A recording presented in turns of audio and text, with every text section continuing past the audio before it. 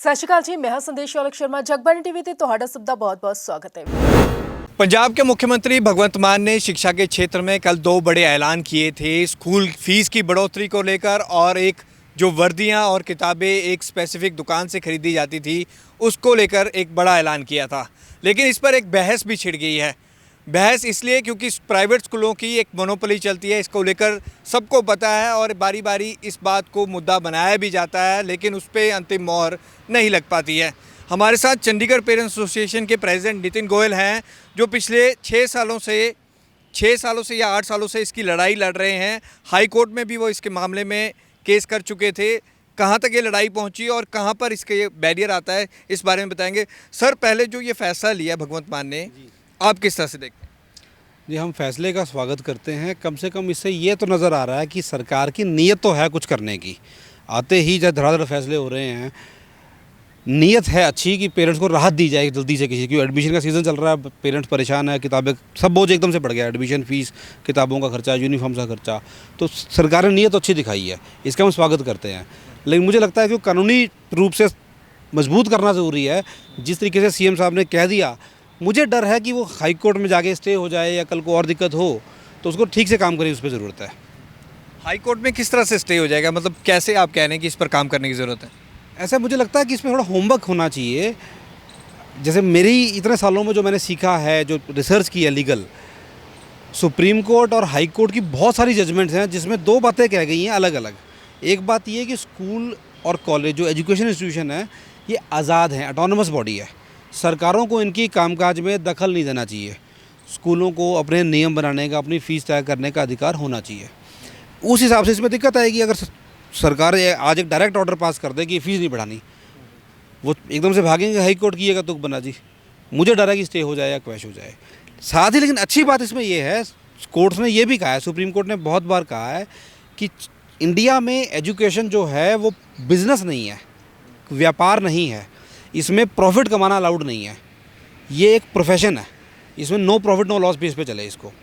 लेकिन ये सबको पता है कि स्कूल मुनाफाखोरी पूरे डूबे हुए हैं, पेरेंट्स की खाल उजड़ रखी है, बिल्कुल बिजनेस बन चुका। तो इस तरीके से तार खींचने की ज़रूरत है। सरकार इस पे नकेल कसे प्रॉफिटरिंग पे। उसका मैं तरीका बताता हूँ कि पहले पंजाब में कोई कानून ही नहीं था स्कूलों की फ़ीस को कंट्रोल करने के लिए। हाई कोर्ट में एक PIL फाइल की गई थी। हाई कोर्ट ने उस 2012 में डायरेक्शन दी थी, उस PIL में ऑर्डर दिया था कि एक पंजाब, हरियाणा, चंडीगढ़ तीनों कोई अपना अपना कानून बनाओ और इसको कंट्रोल करो ताकि स्कूलों में प्रॉफिटरिंग, मुनाफाखोरी ना हो। 4 साल तक उस पर कुछ नहीं किया। उस टाइम अकाली सरकार थी। अकालियों की सरकार ने जाते जाते 2016 में विधानसभा में एक एक्ट पास कर दिया जिसमें एक लिमिट लगा दी कि स्कूल 8% से ज़्यादा फ़ीस नहीं बढ़ाएंगे। सुनने में अच्छा लगता है, वोट बटोरने थे उनको, लेकिन वो एक्ट अपने आप में इतना कमज़ोर था कि सज़ा का प्रावधान या कोई स्कूल अगर उसको वायलेट करता है, उसकी उल्लंघना करता है, तो उसको कैसे कंट्रोल करना है, उसको बहुत कमज़ोर एक्ट था, इसलिए फेल हो गया वो। फिर भी जो थोड़ा बहुत था वो रही सही कसर कांग्रेस सरकार ने निकाल दी। उसके बाद कांग्रेस आई, इन्होंने उस एक्ट में संशोधन किया और एक इजाज़त दे दी स्कूलों को कि 8% से ज़्यादा फ़ीस आपको बढ़ानी है तो बढ़ा लो, बस आप नोटिस बोर्ड पे नोटिस लगा देना। ये क्या तुक बना, बिल्कुल इस एक्ट की जान निकाल दी, वो ख़त्म हो गया। अब तीसरा एग्जाम्पल, उसी एक्ट को चंडीगढ़ में अडॉप्ट किया 2018 में। चंडीगढ़ में लागू जब किया गया मिनिस्ट्री ऑफ होम अफेयर्स के अप्रूवल के साथ, तो इसमें एक अलग अच्छा संशोधन किया गया। उसमें एक प्रोविज़न डाला गया कि सभी स्कूल्स अपनी बैलेंस शीट और इनकम एंड एक्सपेंडिचर का अकाउंट अपनी अपनी वेबसाइट पे अपलोड करेंगे। सारी पब्लिक के लिए खुला हो गया, सब देख लो, ताकि सबको पता चल जाएगा कि स्कूल मुनाफा कमा रहा है कि नहीं कमा रहा। इसको लेके प्राइवेट स्कूलों के एसोसिएशन, जिसका नाम है इंडिपेंडेंट स्कूल एसोसिएशन, इन्होंने इसको चुनौती दी हाई कोर्ट में।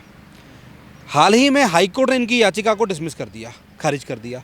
तो इस कानून पे और मोहर लगी, ये पक्का हो गया। अब चंडीगढ़ में हम इस पे ताकत लगा रहे हैं कि प्रशासन का जो एजुकेशन डिपार्टमेंट है वो इस पर लीनियंट चल रहा है, ढिलमुल रवैया है। अब हम उन पर दबाव डाल रहे हैं कि इसको सख्ती से लागू करो, सारे स्कूलों की बैलेंस शीट निकलवाओ। तो हमारी पंजाब सरकार से भी यही सजेशन है, यही रिक्वेस्ट है। हम उनकी मदद करने को तैयार हैं। सरकार की हमें एज ए पार्टनर समझे, हम उनके दोस्त हैं। हमारे इनपुट्स ले इसे एक मजबूत कानून लाएं, संशोधन करके स्कूलों की बैलेंस शीट निकलवाएं। दूध का दूध, पानी का पानी हो जाएगा। देखो, एक जायज़ बात करें, कुछ स्कूल ऐसे हो सकते हैं जिनको वाकई फ़ंड्स की कमी है, तनख्वाह देना मुश्किल हो, उन्हें फ़ीस बढ़ाने की ज़रूरत हो सकती है। लेकिन 90% से ज़्यादा स्कूल घोर मुनाफाखोरी कर रहे हैं। 20-20, 50-50, 100-100 करोड़ की भी एफडियाँ पड़ी हैं इनके पास। तो उनको फीस बढ़ाने की क्या ज़रूरत है? उनकी अगर बैलेंस शीट बाहर आ गई तो फीस बढ़ाना दूर की बात है, फीस घटनी शुरू हो जाएगी। फीस घटेगी यहीं पे होगा। तो सरकार से ये रिक्वेस्ट है हमारी, पंजाब सरकार से, कि कानून को मजबूत लाएं जो हाई कोर्ट में टिके। अच्छा, अगर पंजाब सरकार इस पर फैसला कर देती है तो ये चंडीगढ़ में भी लागू हो सकता है, अन्य राज्यों में भी फिर लागू हो सकता है? नहीं, ऐसा नहीं है, क्यों? हर स्टेट की अपनी विधानसभा है। हाँ, अगर स्ट्रॉन्ग कानून ले आती है तो एग्जाम्पल बनेगा। जैसे मैं चंडीगढ़ एग्जाम्पल देके पंजाब को बोल रहा हूँ कि चंडीगढ़ में बैलेंस शीट का ऑलरेडी है, आप भी करो। पंजाब इससे भी अच्छा कानून अगर ले आए तो ऑब्वियसली एक मिसाल बन जाएगी पूरी इंडिया के लिए, कि आगे हरियाणा है और तमाम स्टेट्स हैं, कि सब स्टेट में दबाव बनेगा कि इतना अच्छा कामयाब कानून एक बनाया है, आप भी लागू करो, बहुत अच्छा बनेगा। पेरेंट्स पर एक सबसे बड़ा दबाव बनता है, जैसे ये मार्च से अगला सेशन शुरू होता है, कि किताबें आपने एक दुकान से लेनी है, एनुअल फीस चार्जेस हैं, तो इसको लेकर जब आपने लंबी लड़ाई लड़ी तो क्या पाया कि क्या चीज़ निकल के आई? बड़ा अच्छा सवाल पूछा, मैं ये बात करने का मौका आज मुझे मिला इस पे। इसमें भी वही समझने की बात है। भगवंत मान जी ने कल एक मैसेज दिया है कि स्कूल मजबूर ना करें किसी पेरेंट्स को एक पर्टिकुलर दुकान से वो ख़रीदने को। सोच बहुत अच्छी है, अगेन मैं इसको अप्रिशिएट करता हूँ, लेकिन उसे लागू करना बड़ा मुश्किल है। क्योंकि हकीकत में स्कूल कभी भी किसी पेरेंट को ऑर्डर देते नहीं कि फ़लाँ दुकान से जाके ख़रीदो। चालाकी ये है स्कूलों की कि चंडीगढ़ में मान लो 80 स्कूल हैं प्राइवेट स्कूल, तो 80 के 80 स्कूलों में कोई भी 2 स्कूल ऐसे नहीं है जहाँ पे सेम सेट पढ़ाया जाए किताबों का। हर स्कूल का अलग सेट मिलेगा, और वो सेट ऐसा होगा वो एक शहर में एक ही दुकान पे मिलेगा। फॉर्मेलिटी के लिए हर स्कूल ये कहता है कि हमारा कोई जिसमें वो नहीं है, ज़िद नहीं है, पेरेंट कहीं से भी खरीद ले, पर आप वो सेट की लिस्ट लेके घूमते रह जाओगे, कहीं पे नहीं मिलेगी वो एक। और ये भी सबको पता है, बिल्कुल खुला नंगा नाच है, किस स्कूल की किताब किस दुकान पे मिलती है, ये सबको पता है। यही पंजाब में हो रहा है। तो कंट्रोल ऐसे नहीं होगा कि हम स्कूलों को कहते हैं कि ये तुम्हारी दुकानें, तुम्हारी किताबें या यूनिफॉर्म हर दुकान में मिले, स्कूल वाला तो बेचने नहीं जाएगा। कंट्रोल ऐसे होगा, सरकार एक कंट्रोल ये करे कि जो गरीब का बच्चा पढ़ता है और जो अमीर का बच्चा पढ़ता है, एक ही सिलेबस है तो एक ही किताब पढ़े, यूनिफॉर्मिटी लाए, सब स्कूलों में सेम सेट कंपलसरी कर दे, अपने आप सब दुकानों में मिलने लग जाएगा, इतनी मोनोपोली टूट जाएगी, ख़त्म हो गया।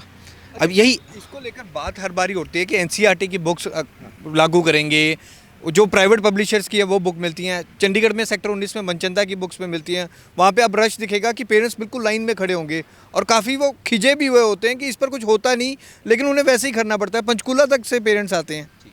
इसमें भी वही बात है, कानून इंडिया में इतने ज़्यादा हैं और कुछ कानून बहुत अच्छे हैं, लेकिन उसकी जागरूकता नहीं है, लोगों को पता ही नहीं कि ये कानून है, लागू होना तो दूर की बात है। 2018 के अंत के करीब मद्रास हाई कोर्ट का एक फ़ैसला आया था, पूरे इंडिया के लिए उन्होंने फैसला कर दिया, सही है गलत है वो एक अलग डिबेट है। उन्होंने मिनिस्ट्री ऑफ होम रिसोर्सेज को, MHRD को ऑर्डर दिया, पूरे इंडिया में NCERT किताबें कंपलसरी कर दी। दूसरा उस ऑर्डर का पार्ट ये था, जो छोटे छोटे बच्चों को दुनिया भर के सब्जेक्ट लगा देते हैं वो घटाओ, किताबें घटाओ। हर क्लास के हिसाब से उन्होंने बड़ा डिटेल्ड ऑर्डर दिया, इस क्लास में इससे ज़्यादा किताबें ना लगें, वो जो भारी भारी बस्ते वो भी हल्के करने हैं।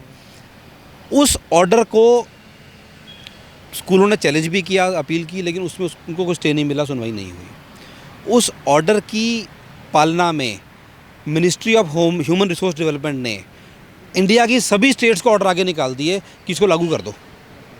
चंडीगढ़ में UT एडमिनिस्ट्रेशन ने ऑर्डर भी निकाल दिया, सारे स्कूलों को NCERT बुक्स कंपलसरी कर दी। वो अलग स्टोरी है कि उसको सख्ती से लागू नहीं करवाया, इसलिए स्कूलों की आज भी दादागिरी चल रही है। लेकिन पंजाब, उस समय की पंजाब सरकार ने उस ऑर्डर को दबा दिया और कुछ भी नहीं किया। ये भी एक फ़ाइल निकालने की जरूरत है, वो फाइल निकलेगी तो बहुत आसान है पंजाब सरकार के लिए, इसको तो विधानसभा में लाने की जरूरत भी नहीं है। सेंट्रल गवर्नमेंट का हाई कोर्ट का ऑर्डर आया हुआ है, उसको बस लागू करना है, सारे स्कूल्स में NCERT बुक्स एक झटके में कंपलसरी हो जाएंगी। ये प्रॉब्लम सारी ज़िंदगी के लिए, आने वाले टाइम के लिए ख़त्म हो जाएगी। अच्छा, ये भी कहा जाता है कि जो मैक्सिमम स्कूल्स हैं वो पॉलिटिशियंस के ही हैं, तो फीस कैसे कम हो जाएगी? जैसे पॉलिटिशियंस की पेंशन्स बंद हुई हैं, वैसे क्या हो जाएगी। मुझे लगता है आम आदमी पार्टी को पहली बार सरकार में आई है, आम आदमी पार्टी के लोगों के अभी मेरी जानकारी में कोई स्कूल है इस तरह की चीज़ इंटरेस्ट नहीं है। इसके अलावा एक पॉइंट रह गया, मैं जोड़ना चाहूँगा यूनिफॉर्म्स के बारे में, या हमने किताबों की बात की। यूनिफॉर्म में हम समझना पड़ेगा कि खेल है कहाँ पे। हम केवल ये कह दें कि स्कूल बाध्य ना करें, मजबूर ना करें पेरेंट्स को किसी दुकान से खरीदने से, उससे काम नहीं चलेगा। जो मैंने अभी समझाया, वो यूनिफॉर्म लगाते ऐसी हैं जो मिलती एक जगह पे है। सरकार के ऑर्डर ये होने चाहिए कि स्कूल को पूरा हक है, आज़ादी है अपनी यूनिफॉर्म तय करने का। स्कूल शर्ट का, पैंट का, स्कर्ट का सिर्फ रंग बताए, उसके ऊपर अपने लोगो ना लगाए। दिक्कत तब आती है जब एक्सक्लूसिव बन जाती है, मोनोपोली बन जाती है। स्कूलों का आपने देखा होगा, जुराब जो नज़र भी नहीं आती, जुराब पे भी एक अलग से रंग की पट्टी बना देंगे ऊपर, उससे वो मोनोपोली बन गई। आम दुकानों पे नहीं मिलेगी वो। शर्ट पे यहाँ बैज लगा देंगे, मतलब शर्ट में गुड़ा हुआ, तो उन्हें बिल्ला लगाना है, अलग से बिल्ला लगा दो, 10-20 रुपए का इंसान खरीद लेगा। वो शर्ट मजबूरी बन जाती है, एक ही दुकान में मिलेगी। पैंट में कहीं लोगो लगा देंगे। आजकल ट्रैक सूट और यूनिफॉर्म का पार्ट बन गए हैं, उसमें स्कूल की मशहूरी बच्चे क्यों करें? बल्कि इस काम के स्कूलों को चाहिए पेरेंट्स को पैसे दें उनकी एडवर्टीजमेंट करने के, या सरकार इस पर कंट्रोल करे।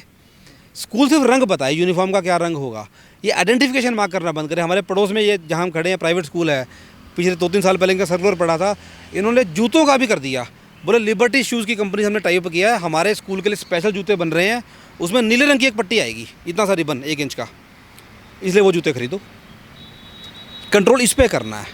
आज़ादी किस लेवल तक देनी है स्कूलों को? अच्छा, आपकी तो रेगुलर मीटिंग भी होती रही है उस टाइम एजुकेशन सेक्टर के साथ, हाई कोर्ट में भी आप परस्यू करते रहे हो, तो अब मैटर कहाँ अटका है? चंडीगढ़ में ये क्यों नहीं हो पाता? चलो पंजाब में तो बहुत मुश्किल है, आपने बताया, चंडीगढ़ में क्यों नहीं हो पाता? चंडीगढ़ में विल पावर की कमी है अफसरों में। एजुकेशन डिपार्टमेंट में डर नहीं है किसी को किसी का। अफसरों को ये रहता है हम 2-3 साल के लिए आए हैं। मुझे ये कहने में भी कोई गुरेज नहीं है कि कहीं ना कहीं अफसरों ने भी फेवर्स दे रखे हैं या लेते हैं। कुछ अफसर बच्चों की एडमिशन करा के खुश हो जाते हैं, किसी सिफारिश कर दी। कुछ अफसर इतने में खुश हो जाते हैं, हमारे पुराने DPI साहब थे, वो स्कूल को चीफ गेस्ट बुला लेते थे, उनकी फ़ोटो खिंचाती है कि वो ट्रॉफी पढ़ाते थे, उसी में खुश हो जाते थे। अपने ऑफिस में लगा रखी थी उन्होंने कि मैं स्कूलों में जाता हूँ चीफ गेस्ट बन के, मुझे क्या जरूरत है बिगाड़ने की। कहते थे वो ये बात कि मैं 3 साल के लिए डेपुटेशन पे आया हूँ, मैं किसी से क्यों बिगाड़ूँ। वो विल पावर नहीं है। तो अभी अब हाई कोर्ट में इसको लेकर केस चल रहा है, क्या चंडीगढ़ में ऐसा कोई फेरबदल देखने को मिल सकता है? चंडीगढ़ में अच्छी बात यह है कि फ़िलहाल हाई कोर्ट में कोई विशेष केस पेंडिंग नहीं है। बहुत अच्छे ऑर्डर्स हमारी फेवर में ऑलरेडी हैं, खासतौर से बैलेंस शीट वाला। इसको सिर्फ सख्ती से लागू करने की जरूरत है। इस पर अब हम नए सिरे से काम शुरू अब करने जा रहे हैं। एक स्कूल की इंडिविजुअल कंप्लेंट करेंगे जिसने बैलेंस शीट नहीं डाली, उसे पेनल्टी लगवाएंगे। पेनल्टी का अच्छा प्रोविजन है। अच्छा, इसको लेकर एक ये भी कहा जाता है कि सुप्रीम कोर्ट की गाइडलाइंस है कि 8% फीस बढ़ा सकते हैं एनुअली प्राइवेट स्कूल। हर बारी प्राइवेट स्कूल इसका हवाला भी देते हैं। नहीं, ऐसी कोई गाइडलाइन नहीं है। अगर ऐसा स्कूल वाले कह रहे हैं तो गलत कह रहे हैं, गलत प्रचार कर रहे हैं।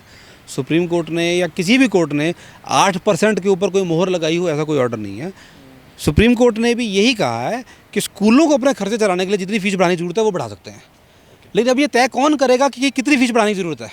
जब तक आप दिखाओगे नहीं, बैलेंस शीट आप छुपाते रहोगे, कैसे कौन तय करेगा? अपने जज आप खुद थोड़े बन जाओगे।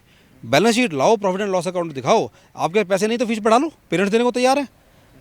अब इसको लेकर पंजाब के मुख्यमंत्री भगवंत मान से मिलेंगे, क्या ये टेक्निकल पॉइंट्स आप उनके आगे रखें? डेफिनेटली हम पंजाब के शिक्षा मंत्री और मुख्यमंत्री से मिलने का समय मांगेंगे।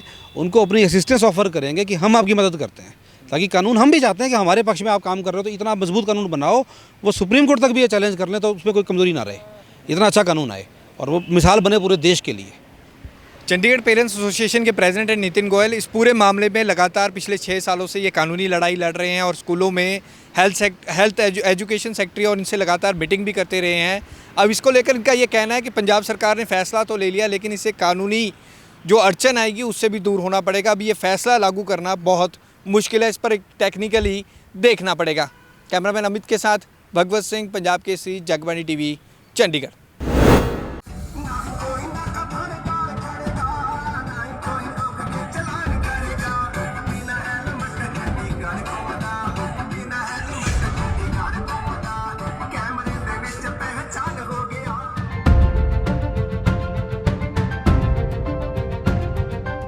ਚੰਡੀਗੜ੍ਹ ਦੇ ਵਿੱਚ ਸਮਾਰਟ ਕੈਮਰੇ ਲੱਗ ਚੁੱਕੇ ਹਨ ਤੇ ਚੰਡੀਗੜ੍ਹ ਪੁਲਿਸ ਲੋਕਾਂ ਨੂੰ ਟ੍ਰੈਫਿਕ ਨਿਯਮਾਂ ਦੀ ਉਲੰਘਣਾ ਨਾ ਕਰਨ ਨੂੰ ਲੈ ਕੇ ਵੀ ਜਾਗਰੂਕ ਕਰ ਰਹੀ ਹੈ ਤੇ ਚੰਡੀਗੜ੍ਹ ਪੁਲਿਸ ਦਾ ਇੱਕ ਜਵਾਨ ਇਹੋ ਜਿਹਾ ਵੀ ਹੈ ਜੋ ਲੋਕਾਂ ਦਾ ਮਨੋਰੰਜਨ ਕਰਕੇ ਉਹਨਾਂ ਨੂੰ ਜਾਗਰੂਕ ਕਰ ਰਿਹਾ ਹੈ। ਯੂਟੀ ਪੁਲਿਸ ਵਿਭਾਗ ਦੇ ਭੁਪਿੰਦਰ ਸਿੰਘ ASI ਹਨ ਤੇ ਉਹ ਪਿਛਲੇ ਕੁਝ ਸਾਲਾਂ ਤੇ ਆਪਣੀ ਆਵਾਜ਼ ਤੇ ਗੀਤਾਂ ਦੇ ਜ਼ਰੀਏ ਲੋਕਾਂ ਦਾ ਦਿਲ ਜਿੱਤ ਰਹੇ ਹਨ। ਟ੍ਰੈਫਿਕ ਨਿਯਮਾਂ ਦਾ ਇੱਕ ਪਾਠ ਪੜ੍ਹਾ ਰਹੇ ਹਨ ਤੇ ਲੋਕ ਉਹਨਾਂ ਨੂੰ ਸੁਣਨ ਦੇ ਲਈ ਇਕੱਠੇ ਵੀ ਹੁੰਦੇ ਹਨ। ਦੱਸ ਦਈਏ ਭੁਪਿੰਦਰ ਸਿੰਘ ਲੋਕਾਂ ਨੂੰ ਟ੍ਰੈਫਿਕ ਨਿਯਮਾਂ ਦਾ ਪਾਠ ਪੜ੍ਹਾਉਣ ਦੇ ਲਈ ਕਈ ਗੀਤ ਲਿਖ ਚੁੱਕੇ ਹਨ। ਖਾਕੀ ਦੇ ਵਿੱਚ ਪੁਲਿਸ ਵਾਲੇ ਨੂੰ ਕਦੇ ਇਸ ਤਰ੍ਹਾਂ ਮਾਈਕ ਫੜਿਆ ਜਦੋਂ ਵੀ ਵੇਖਿਆ ਜਾਂਦਾ ਹੈ ਤੇ ਸੋਚਦਾ ਹੈ ਕਿ ਉਹ ਕੋਈ ਸਪੀਚ ਦੇ ਰਿਹਾ ਹੈ ਜਾਂ ਕੋਈ ਲੈਕਚਰ, ਪਰ ਤੁਹਾਨੂੰ ਜਾਣ ਕੇ ਹੈਰਾਨੀ ਹੋਏਗੀ ਕਿ ਸੋਸ਼ਲ ਮੀਡੀਆ ਤੇ ਭੁਪਿੰਦਰ ਸਿੰਘ ਕਾਫੀ ਮਸ਼ਹੂਰ ਹੋ ਚੁੱਕਾ ਹੈ ਤੇ 2 ਸਾਲ ਪਹਿਲਾਂ ਉਹਨਾਂ ਨੇ ਇੱਕ ਗੀਤ ਗਾਇਆ ਜੋ ਕਿ ਕਾਫੀ ਮਸ਼ਹੂਰ ਹੋਇਆ ਸੀ। ਉਸ ਗਾਣੇ ਦੇ ਅਲਫਾਜ਼ ਸੀ ਨੰਬਰ ਪਲੇਟਾਂ ਉੱਤੇ ਨਾਂ ਜੋ ਲਿਖਾਉਂਦੇ ਨੇ, ਸ਼ੀਸ਼ਿਆਂ ਦੇ ਉੱਤੇ ਜੋ ਸਟicker ਵੀ ਲਾਉਂਦੇ ਨੇ। ਕਰੋਨਾ ਕਾਲ ਦੇ ਵਿੱਚ ਸ਼ਹਿਰ ਦੀਆਂ ਸੜਕਾਂ ਤੇ ਇਸ ਗਾਣੇ ਨੂੰ ਗਾ ਕੇ ਘਰ ਦੇ ਵਿੱਚ ਟ੍ਰੈਫਿਕ ਨਿਯਮਾਂ ਦੇ ਪ੍ਰਤੀ ਲੋਕਾਂ ਨੂੰ ਭੁਪਿੰਦਰ ਸਿੰਘ ਵੱਲੋਂ ਜਾਗਰੂਕ ਕੀਤਾ ਗਿਆ ਸੀ ਤੇ ਇਹ ਗਾਣਾ ਕਾਫੀ ਮਸ਼ਹੂਰ ਹੋਇਆ ਸੀ। ਤੇ ਇਸ ਤੋਂ ਪਹਿਲਾਂ ਜਦ ਮੋਟਰ ਵਹੀਕਲ ਐਕਟ ਦੇ ਵਿੱਚ ਸੰਸ਼ੋਧਨ ਹੋਇਆ ਸੀ ਤੇ ਚਲਾਨ ਦੇ ਰੇਟ ਹਜ਼ਾਰਾਂ 'ਚ ਹੋ ਗਏ ਸੀ ਤਾਂ ਵੀ ਉਹਨਾਂ ਨੇ ਇੱਕ ਗੀਤ ਲਿਖਿਆ ਸੀ। ਉਸ ਦੇ ਅਲਫਾਜ਼ ਸਨ, ਸੜਕ ਤੇ ਐਕਸੀਡੈਂਟ ਵਿੱਚ ਲੋਕੀ ਬਹੁਤ ਮਰਦੇ ਸੀ। ਤੇ ਦਲੇਰ ਮਹਿੰਦੀ ਦੇ ਗਾਣੇ ਬੋਲੋ ਤਾਰਾ ਰਾਰਾ ਦੀ ਤਰਜ਼ ਤੇ ਨੋ ਪਾਰਕਿੰਗ ਗਾਣਾ ਉਹਨਾਂ ਨੇ ਬਣਾਇਆ ਸੀ ਤੇ ਸ਼ਹਿਰ ਵਾਸੀਆਂ ਨੂੰ ਤੇ ਪੰਜਾਬ ਹਰਿਆਣਾ ਸਹਿਤ ਕਈ ਸੂਬੇ ਦੇ ਲੋਕਾਂ ਨੂੰ ਉਹਨਾਂ ਨੇ ਜਾਗਰੂਕ ਕੀਤਾ ਸੀ। ਇਹਦੇ ਨਾਲ ਹੀ ਨੌਜਵਾਨਾਂ ਨੂੰ ਹੈਲਮਟ ਪਾਉਣ ਦੇ ਪ੍ਰਤੀ ਵੀ ਅਵੇਅਰ ਕਰਕੇ ਉਹਨਾਂ ਨੇ ਛੱਲਾ ਪਿੰਡ ਤੋਂ ਆਇਆ ਕਰਦਿਆਂ ਪੜ੍ਹਨ ਗਲਾਇਆ ਗੀਤ ਉਹਨਾਂ ਨੇ ਗਾਇਆ ਸੀ ਤੇ YouTube ਸਣੇ ਸੋਸ਼ਲ ਮੀਡੀਆ ਪਲੇਟਫਾਰਮ ਤੇ ਭੁਪਿੰਦਰ ਸਿੰਘ ਕਾਫੀ ਫੇਮਸ ਹੋ ਚੁੱਕੇ ਹਨ। ਤੇ ਦੱਸ ਦਈਏ ਕਿ ਭੁਪਿੰਦਰ ਸਿੰਘ ਮੂਲ ਰੂਪ ਤੋਂ ਪੰਜਾਬ ਦੇ ਗੁਰਦਾਸਪੁਰ ਤੋਂ ਰਹਿਣ ਵਾਲੇ ਹਨ ਤੇ ਉਹਨਾਂ ਨੇ 1987 ਦੇ ਵਿੱਚ ਚੰਡੀਗੜ੍ਹ ਪੁਲਿਸ ਜੁਆਇਨ ਕੀਤੀ ਸੀ। ਉਹ ਸਕੂਲ ਟਾਈਮ ਤੋਂ ਹੀ ਗੀਤ ਲਿਖ ਰਹੇ ਸੀ ਤੇ ਗਾ ਰਹੇ ਸੀ ਤੇ ਆਪਣੇ ਸ਼ੌਕ ਦੇ ਚਲਦੇ ਉਹਨਾਂ ਨੇ ਕਾਫੀ ਵੇਲੇ ਤੋਂ ਆਰਕੈਸਟਰਾ ਦੇ ਵਿੱਚ ਵੀ ਕੰਮ ਕੀਤਾ ਤੇ ਲਗਾਤਾਰ ਪੁਲਿਸ ਦੇ ਵਿੱਚ ਭਰਤੀ ਹੋਣ ਤੋਂ ਬਾਅਦ ਵੀ ਤੇ ਆਪਣਾ ਇਹ ਸ਼ੌਕ ਜਿੰਦਾ ਰੱਖੇ ਹੋਏ ਹਨ ਤੇ ਚੰਡੀਗੜ੍ਹ ਟ੍ਰੈਫਿਕ ਪੁਲਿਸ ਦੇ ਅਵੇਅਰਨੈਸ ਵੀਕ ਤੇ ਇਸ ਤਰ੍ਹਾਂ ਦੇ ਕਾਰਜਕ੍ਰਮਾਂ ਦੇ ਵਿੱਚ ਆਪਣੇ ਗਾਣੇ ਪੇਸ਼ ਕਰਦੇ ਹਨ ਤੇ ਨਾਲ ਹੀ ਇਹ ਵੀ ਦੱਸ ਦਈਏ ਕਿ ਭੁਪਿੰਦਰ ਸਿੰਘ ਆਪਣੇ ਗਾਣਿਆਂ ਦੀ ਆਪ ਹੀ ਰਿਕਾਰਡਿੰਗ ਵੀ ਕਰਦੇ ਹਨ। ਜਗਬਾਣੀ ਟੀਵੀ ਲਈ ਚੰਡੀਗੜ੍ਹ ਤੋਂ ਕੁਲਦੀਪ ਕੁਮਾਰ ਦੀ ਰਿਪੋਰਟ।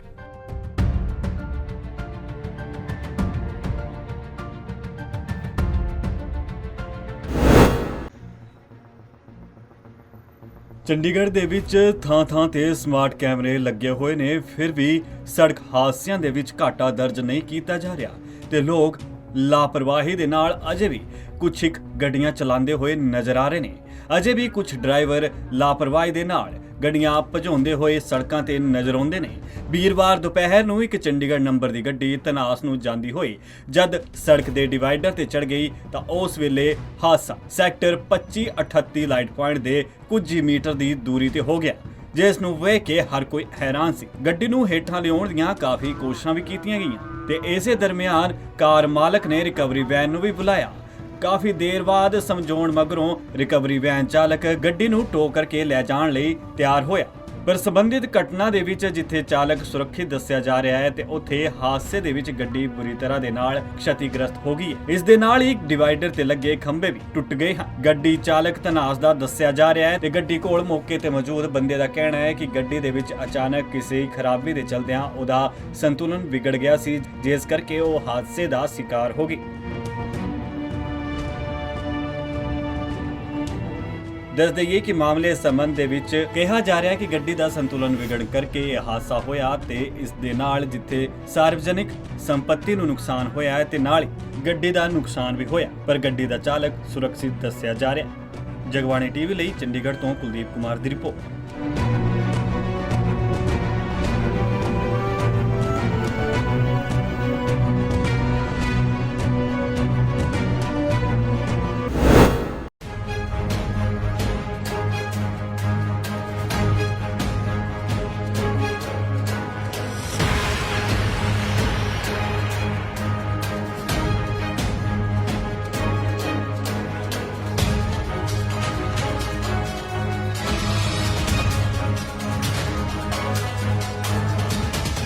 ਦਿਨੋਂ ਦਿਨ ਵਧ ਰਹੀਆਂ ਪੈਟਰੋਲ ਡੀਜ਼ਲ ਦੀਆਂ ਕੀਮਤਾਂ ਨੂੰ ਲੈ ਕੇ ਆਮ ਆਦਮੀ ਦੀ ਮਹਿੰਗਾਈ ਦੇ ਕਾਰਨ ਜੇਬ ਖਾਲੀ ਹੁੰਦੀ ਜਾ ਰਹੀ ਹੈ ਤੇ ਇਸ ਮਾਰ ਨੂੰ ਚੱਲ ਰਹੇ ਆਮ ਲੋਕਾਂ ਦਾ ਕਹਿਣਾ ਹੈ ਕਿ ਮਹਿੰਗਾਈ ਜੇਕਰ ਇਸੇ ਤਰ੍ਹਾਂ ਹੀ ਵਧਦੀ ਜਾਏਗੀ ਤਾਂ ਆਮ ਆਦਮੀ ਦਾ ਜਿਉਣਾ ਤੱਕ ਦੁੱਭਰ ਹੋ ਜਾਏਗਾ। ਚੰਡੀਗੜ੍ਹ 'ਚ ਵੀਰਵਾਰ ਨੂੰ ਪੈਟਰੋਲ ਦੀਆਂ ਕੀਮਤਾਂ 101.20 ਅਤੇ ਡੀਜ਼ਲ ਦੀ ਕੀਮਤ 87.48 ਰੁਪਏ ਹੋ ਗਈ ਹੈ ਤੇ ਲੋਕਾਂ ਦਾ ਕਹਿਣਾ ਹੈ ਕਿ ਉਹ ਗੱਡੀਆਂ ਤੇ ਜਾਇਆ ਕਰਦੇ ਸਨ ਤੇ ਹੁਣ ਉਹ 4 ਵੀਲਰ ਛੱਡ ਕੇ 2 ਵੀਲਰਾਂ ਤੇ ਉਤਰ ਆਏ ਨੇ ਤੇ ਜੇਕਰ ਇਹੀ ਚੰਗੇ ਦਿਨ ਨੇ ਤਾਂ ਅਜਿਹੇ ਚੰਗੇ ਦਿਨ ਉਹਨਾਂ ਨੂੰ ਨਹੀਂ ਚਾਹੀਦੇ। बस जी अब यही काम करेंगे, तेल ही पवाते हैं और भूखे रहेंगे, भूखे रह के यही काम करो क्योंकि ये चीज़ नेसेसरी है। क्या करें, आना जाना इधर ज़रूरी है अगर कमाना है। ਸਾਰਾ ਘਰ ਦਾ ਮੰਥਲੀ ਬਜਟ ਹਿਲ ਗਿਆ ਹੈਗਾ, ਕੁਝ ਸਮਝ ਨਹੀਂ ਆ ਰਿਹਾ। ਤੁਹਾਡਾ ਇੱਕ ਪਲੈਨਿੰਗ ਹੁੰਦੀ ਸੀਗੀ ਵੀ ਅਸੀਂ ਹਰ ਮਹੀਨੇ ਇੰਨੇ ਦਾ ਡੀਜ਼ਲ ਪੈਟਰੋਲ ਪਵਾਵਾਂਗੇ, ਅੱਜ ਦੀ ਰੇਟ ਤਾਂ ਰੋਜ਼ ਦਾ ਰੇਟ ਹੈ, ਮਤਲਬ ਹਰ ਚੀਜ਼ ਮਹਿੰਗੀ ਹੋ ਗਈ ਹੈ, ਕੁਝ ਨਹੀਂ ਸਮਝ ਆ ਰਿਹਾ। ਉੱਥੇ ਹੀ ਵਧਦੀਆਂ ਹੋਈਆਂ ਪੈਟਰੋਲ ਡੀਜ਼ਲ ਦੀਆਂ ਕੀਮਤਾਂ ਦੇ ਵਿਰੋਧ ਵਿੱਚ ਚੰਡੀਗੜ੍ਹ ਯੂਥ ਕਾਂਗਰਸ ਨੇ ਅੱਜ ਸੈਕਟਰ 25 ਰੈਲੀ ਗਰਾਊਂਡ ਦੇ ਵਿੱਚ ਗੱਡੀਆਂ ਦੀ ਅਨੋਖੀ ਪ੍ਰਦਰਸ਼ਨੀ ਵੀ ਲਗਾਈ ਤੇ ਇਸ ਦੌਰਾਨ ਯੂਥ ਕਾਂਗਰਸ ਵਰਕਰ ਆਪਣੀਆਂ ਗੱਡੀਆਂ ਤੇ ਮੋਟਰਸਾਈਕਲਾਂ ਨੂੰ ਉਹਨਾਂ ਨੇ ਸੇਲ ਤੇ ਲਗਾ ਦਿੱਤਾ। ਕਾਂਗਰਸੀ ਵਰਕਰਾਂ ਦਾ ਕਹਿਣਾ ਸੀ ਕਿ ਅੱਜ ਆਮ ਆਦਮੀ ਦੇ ਕੋਲ ਆਪਣੀ ਗੱਡੀ ਵਿੱਚ ਪੈਟਰੋਲ ਪਵਾਉਣ ਦੇ ਲਈ ਪੈਸੇ ਤੱਕ ਨਹੀਂ ਹਨ। ਹੁਣ ਕਿਆ ਕਰੀਏ ਭਾਈ ਜੀ, ਸਾਡਾ ਵੀ ਬਸ ਨਹੀਂ ਚੱਲਦਾ ਹੈ। ਹੁਣ 100 ਤੇ ਪਾਰ ਤਾਂ ਡੀਜ਼ਲ ਪੈਟਰੋਲ ਹੋ ਰਿਹਾ। ਅਸੀਂ ਹੁਣ ਡੀਜ਼ਲ ਪੈਟਰੋਲ ਪਵਾਈਏ ਕਿ ਬਾਕੀ ਖਰਚੇ ਦੇਖੀਏ ਭਾਈ ਜੀ। ਅਸੀਂ ਖਾਣਾ ਵੀ ਆ, ਪੀਣਾ ਵੀ ਉਰੀ ਆ। ਹੁਣ ਕਿਆ ਕਰ ਸਕਦੇ ਆ ਭਾਈ ਜੀ। ਹੁਣ ਰੋਜ਼ ਦਾ ਸਾਡਾ 500 ਜਾਂ 1000 ਦਾ ਤੇਲ ਤਾਂ ਹੁਣ ਸਾਡਾ ਗੱਡੀਆਂ 'ਚ ਜਾਣ ਲੱਗ ਗਿਆ। ਮੰਨ ਲਓ ਵੀ ਹੁਣ ਸਾਡੀ ਤਾਂ ਨਹੀਂ ਆਮਦਨ ਵੀ ਹੈ ਨਹੀਂ, ਅਸੀਂ ਤਾਂ ਵੈਸੇ ਵੀ ਸਟੂਡੈਂਟ ਆ, ਘਰਦਿਆਂ ਦੇ ਮੰਗ ਕੇ ਸਾਡਾ ਖਰਚਾ ਚੱਲਦਾ ਭਾਈ ਜੀ। ਹੁਣ ਅਸੀਂ ਵੀ ਪੈਟਰੋਲ ਡੀਜ਼ਲ ਪਵਾਈਏ ਕਿ ਜਾਂ ਬਾਕੀ ਖਰਚੇ ਕਰੀਏ। ਹੁਣ ਤਾਂ ਹੀ ਤੁਸੀਂ ਆਪਣੀ ਥਾਰ ਗੱਡੀ ਸੇਲ ਤੇ ਲਾਈ ਵੀ ਹੈ। ਹਾਂਜੀ ਭਾਜੀ, ਹੋਰ ਸਾਡੇ ਕੋਲ ਚਾਰਾ ਵੀ ਹੁਣ ਕੁਝ ਨਹੀਂ ਰਿਹਾ ਹੈਗਾ। ਇਹਨਾਂ ਨੂੰ ਵੇਚ ਕੇ ਹੁਣ ਤਾਂ ਪਹਿਲਾਂ ਵਾਲਾ ਹੀ ਦੌਰ ਆ ਰਿਹਾ। ਹੁਣ ਸਾਈਕਲ ਔਰ ਉਹ ਘੋੜਿਆਂ ਵਾਲਾ ਉਹੀ ਆਊਗਾ ਹੁਣ। ਸਰਕਾਰ ਨੂੰ ਕੁਝ ਕਹਿਣਾ ਚਾਹੋਗੇ ਮਹਿੰਗਾਈ ਤੇ? ਸਰਕਾਰ ਨੂੰ ਤਾਂ ਹੀ ਅਸੀਂ ਆਹੀ ਕਹਿਣਾ ਚਾਹੁੰਦੇ ਆ ਵੀ ਸਰਕਾਰ ਇਹ ਚੀਜ਼ਾਂ ਵੱਲ ਵੀ ਧਿਆਨ ਦੇਵੇ। ਜਿਹੜੇ ਰੋਜ਼ਮਰਾ ਦੀ ਆਪਣਾ ਮਿਡਲਮੈਨ ਜ਼ਿੰਦਗੀ ਕੱਟ ਰਿਹਾ ਉਹਦਾ ਬਹੁਤ ਔਖਾ ਹੋ ਰਿਹਾ ਹੈ ਜੀ। ਆਪਣਾ ਬਾਹਰ ਦੇ ਚੀਜ਼ਾਂ ਛੱਡ ਕੇ ਇੱਧਰ ਦੇਸ਼ ਦਾ ਵੀ ਧਿਆਨ ਦੇਵੇ। ਦੇਸ਼ ਭਰ ਵਿੱਚ ਪੈਟਰੋਲ ਡੀਜ਼ਲ ਦੀਆਂ ਕੀਮਤਾਂ ਵਿੱਚ ਜੋ ਇਹ ਲਗਾਤਾਰ ਵਾਧਾ ਹੁੰਦਾ ਜਾ ਰਿਹਾ ਹੈ, ਇਸ ਨੂੰ ਲੈ ਕੇ ਆਮ ਆਦਮੀ ਜਿੱਥੇ ਪਰੇਸ਼ਾਨ ਹੈ ਤਾਂ ਉੱਥੇ ਹੀ ਸਿਆਸੀ ਦਲ ਵੀ ਲਗਾਤਾਰ ਇਸ ਦਾ ਵਿਰੋਧ ਕਰ ਰਹੇ ਨੇ। ਅਜਿਹੇ ਵਿੱਚ ਦੇਖਣਾ ਹੋਵੇਗਾ ਕਿ ਸਰਕਾਰਾਂ ਪੈਟਰੋਲ ਡੀਜ਼ਲ ਤੇ ਟੈਕਸ ਕੱਟ ਕਰਕੇ ਆਮ ਲੋਕਾਂ ਨੂੰ ਰਾਹਤ ਦਿੰਦੀਆਂ ਨੇ ਜਾਂ ਨਹੀਂ। ਜਗਬਾਣੀ ਟੀਵੀ ਦੇ ਲਈ ਚੰਡੀਗੜ੍ਹ ਤੋਂ ਕੁਲਦੀਪ ਕੁਮਾਰ ਤੇ ਭਗਵਤ ਸਿੰਘ ਦੀ ਰਿਪੋਰਟ। ਸ੍ਰੀ ਵਾਹਿਗੁਰੂ ਜੀ ਕੀ ਫਤਿਹ। ਕਿਸਾਨ ਭਰਾਵੋ, ਭਾਰਤੀ ਕਿਸਾਨ ਯੂਨੀਅਨ ਏਕਤਾ ਉਗਰਾਹਾਂ ਦਾ ਇਹ ਫੈਸਲਾ ਹੈ ਵੀ ਜਿਹੜੀ ਸੈਂਟਰ ਦੀ ਸਰਕਾਰ ਨੇ ਇੱਕ ਹੁਕਮ ਦਿੱਤੇ ਨੇ ਵੀ ਆਪਾਂ ਨੇ ਜਿਹੜੇ ਸਿੰਮਾਂ ਵਾਲੇ ਮੀਟਰ ਨੇ ਜਿਹੜੇ ਉਹ ਸਰਕਾਰ ਨੇ ਐਲਾਨ ਕਰਤਾ ਵੀ ਸਾਰੇ ਕਿਤੇ ਕਿਸਾਨਾਂ ਦੇ ਘਰਾਂ ਦੇ ਵਿੱਚ ਸਿੰਮਾਂ ਵਾਲੇ ਮੀਟਰ ਲਾਓ। ਪਰ ਆਪਣੀ ਜਥੇਬੰਦੀ ਦਾ ਇਹ ਫੈਸਲਾ ਭਾਰਤੀ ਕਿਸਾਨ ਯੂਨੀਅਨ ਏਕਤਾ ਉਗਰਾਹਾਂ ਦਾ ਵੀ ਅਸੀਂ ਇਹਦੇ ਤੇ ਸੰਘਰਸ਼ ਕਰਾਂਗੇ, ਲੜਾਂਗੇ। ਅਸੀਂ ਉਹ ਮੀਟਰ ਨਹੀਂ ਲੱਗਣ ਦਿੰਦੇ। ਅੱਜ ਕਪਿਆਲ ਪਿੰਡ ਦੇ ਵਿੱਚ ਇੱਕ ਪੋਲਟਰੀ ਫਾਰਮ ਦੇ ਵਿੱਚ ਆਹ ਸਿੰਮ ਵਾਲਾ ਮੀਟਰ ਲਾ ਕੇ ਗਏ ਨੇ ਜਿਹਦੇ 'ਚ ਚਿੱਪ ਪੈਂਦੀ ਆ। ਇਹਦਾ ਆਨਲਾਈਨ ਸਿਸਟਮ ਹੈ, ਇੱਥੇ ਕਿਸੇ ਨੂੰ ਆਉਣ ਦੀ ਲੋੜ ਨਹੀਂ। ਇਹਦੇ 'ਚ ਜਿੰਨੇ ਪੈਸੇ ਪਵਾਇਆ ਕਰੋਗੇ ਉਨੀ ਤੁਹਾਨੂੰ ਬਿਜਲੀ ਮਿਲਿਆ ਕਰੂਗੀ, ਨਹੀਂ ਤੁਹਾਡੀ ਬੱਤੀ ਉਸ ਟਾਈਮ ਗੁੱਲ ਹੋ ਜਾਇਆ ਕਰੂ ਜਦੋਂ ਤੁਹਾਡੇ ਪੈਸੇ ਮੁੱਕ ਗਏ। ਭਰਾਵੋ, ਆਹ ਮੀਟਰਾਂ ਦਾ ਜੋ ਪੂਰੇ ਜ਼ੋਰਾਂ ਤੇ ਇਹਨਾਂ ਨੇ ਰੰਭ ਰੰਭਿਆ ਹੋਇਆ। ਕੱਲ ਦਿਆਲਪੁਰੇ ਦੇ ਵਿੱਚੋਂ ਮੁਲਾਜ਼ਮ ਭਜਾਏ ਨੇ, ਅੱਜ ਕਪਿਆਲ ਪਿੰਡ ਦੇ ਵਿੱਚ ਇੱਕ ਪੋਲਟਰੀ ਫਾਰਮ ਦੇ ਵਿੱਚ ਮੀਟਰ ਲਾਇਆ। ਹੁਣ ਅਸੀਂ ਇਹਨੂੰ ਇੱਥੋਂ ਮੀਟਰ ਨੂੰ ਲਾ ਕੇ ਪੱਟ ਕੇ ਜਮ੍ਹਾਂ ਕਰਾ ਕੇ ਆਵਾਂਗੇ ਗ੍ਰਿਡ ਦੇ ਵਿੱਚ। ਇਹ ਜਿਹੜੀ ਬਾਬੂ ਦਾ ਉਰੇ ਪੋਲਟਰੀ ਫਾਰਮ ਹੈ, ਇਹਨੂੰ ਸਪਲਾਈ ਹੈ ਜਿਹੜੀ ਉਹ ਡਾਇਰੈਕਟ ਦੇ ਕੇ ਜਾਵਾਂਗੇ। ਅਸੀਂ ਇਸ ਗੱਲ ਦੀ ਨਿਖੇਧੀ ਕਰਦੇ ਹਾਂ।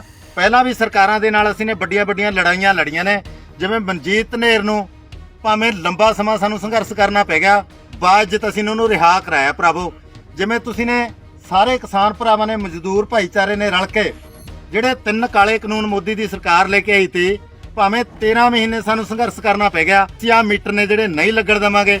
ਸਰਕਾਰ 'ਚ ਜਿਹੜਾ ਜੋਰਾ ਲਾ ਲੇ, ਅਸੀਂ ਆਹ ਮੀਟਰ ਪੱਟ ਕੇ ਹੁਣ ਇਹਨੂੰ ਗ੍ਰਿਡ 'ਚ ਜਮ੍ਹਾਂ ਕਰਾ ਕੇ ਆਵਾਂਗੇ। ਹੁਣ ਮੈਂ ਨਾਅਰੇ ਲਾਉਂਗਾ, ਤੁਸੀਂ ਜੋਸ਼ ਦੇ ਨਾਲ ਜਵਾਬ ਦੇਣਾ।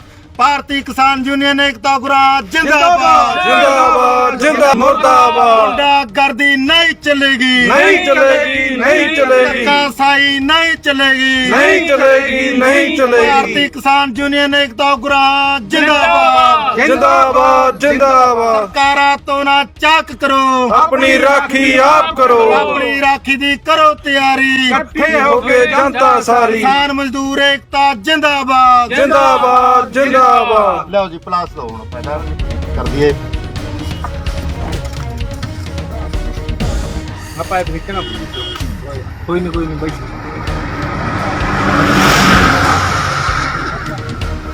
ਇੱਧਰਲੇ ਪਾਸੇ ਆ ਜਾਓ।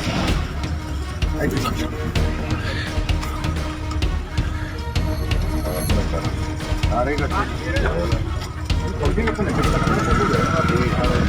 ਮੀਟਰ ਲਾ ਦੇਣੇ ਲੇਕਿਨ ਵਾਲਾ ਕੀ ਹੈ ਮੀਟਰ ਬਰਾ ਤਾਂ ਉਹਨੇ ਮੀਟਰ ਕਰਨਾ ਹੌਲੀ ਬਿਲਕੁਲ ਪਿਆਰ ਨਾਲ ਕਰਨਾ ਨਾ ਜੀ ਇੱਧਰ ਖੁੱਲੂਗਾ ਤਾਂ ਕਾਬਲਾ ਚਿੰਤਾ ਨਾ ਚਿੰਤਾ ਕੋਈ ਨਹੀਂ ਤਾਂ ਆਪਣੇ ਕੱਟੀ ਟਾਈਮ ਤਾਂ ਮੈਨੂੰ ਪਤਾ ਵੀ ਹਾਂ ਨਹੀਂ ਗਲਤੀ ਹੈ, ਮੈਨੂੰ ਪਤਾ ਹੈ। ਜਿਹੜੇ ਪੋਲਟਰੀ ਫਾਰਮ ਦੀ ਸਪਲਾਈ ਤੇ ਉਹ ਡਾਇਰੈਕਟ ਕਰ ਚੁੱਕੇ ਆਪਾਂ, ਸਿੱਧੀ ਕਰਤੀ। ਮਹਿਕਮੇ ਦੇ ਧਿਆਨ 'ਚ ਗੱਲ ਲਿਆਤੀ। ਹੁਣ ਅਸੀਂ ਇਹਦੀ ਸਪਲਾਈ ਆ ਜਿਹੜੀ ਉਹ ਚਾਲੂ ਕਰਕੇ ਜਾ ਰਹੇ ਹਾਂ। ਲਓ ਪ੍ਰਧਾਨ ਜੀ, ਭਾਰਤੀ ਕਿਸਾਨ ਯੂਨੀਅਨ ਏਕਤਾ ਉਗਰਾਹਾਂ ਜਿੰਦਾਬਾਦ ਜਿੰਦਾਬਾਦ ਕਿਸਾਨ ਮਜ਼ਦੂਰ ਏਕਤਾ ਜਿੰਦਾਬਾਦ ਜਿੰਦਾਬਾਦ ਜਿੰਦਾਬਾਦ ਸਰਕਾਰਾਂ ਤੋਂ ਨਾ ਜਾਂਚ ਕਰੋ ਆਪਣੀ ਰਾਖੀ। तो सही बात बोली जी, जो महापुरुष आ रहे हैं जिनके चरण हमारी उसमें डलेंगे, अपनी जगह पे आ रहे हैं, तो हमारे लिए बहुत ही बड़ी बात है ये। मतलब ये तो ऐसे होता है जैसे सपना पूरा होने वाली बात है, और उससे भी बड़ी बात ये है कि उनका एक आश्रम आ रहा है इस जगह में। तो आप देखिए जी कि ये 155 कंट्रियों में उनका वो है, और ये हमें अपॉर्चुनिटी मिली है कि इस रीजन में नॉर्थ इंडिया में सबसे बड़ा आश्रम हम लेके आए, तो इससे बड़ी ब्लेसिंग्स हो ही नहीं सकती हमारे लिए। 10 से 15 हज़ार लोग नहीं, श्रद्धालु एक्सपेक्ट कर रहे हैं, तो जो कि अलग अलग अपनी सिटीज़ से, स्टेट से आएंगे, जिसमें दिल्ली से आएंगे जी, हरियाणा, पंजाब, राजस्थान, JNK, हिमाचल, तो ये 6-7 स्टेट से श्रद्धालु आएंगे, और करीब 15,000 हम उम्मीद कर रहे हैं, पर ये मुझे लगता है बढ़ भी सकती है। जो ये सम्मेलन होते हैं, इसमें गुरुजी कुछ नॉलेज सेशंस रखते हैं जिसमें वो बताते हैं, उसके बाद कुछ सत्संग होता है, और फिर एक बड़ी म्यूज़िकल इवनिंग कहते हैं। वो बड़ा मतलब एक, मैं इसको एक्सप्लेन नहीं कर पाऊँगा कि जो होगा उस दिन उस स्टेज पे, उस जगह पे। ਤਾਜ਼ਾ ਇਸ ਬੁਲੇਟਿਨ ਦੇ ਵਿੱਚ ਪਾਸੇ ਨਹੀਂ, ਫਿਰ ਹੋਵੇਗੀ ਮੁਲਾਕਾਤ। ਸਤਿ ਸ਼੍ਰੀ ਅਕਾਲ।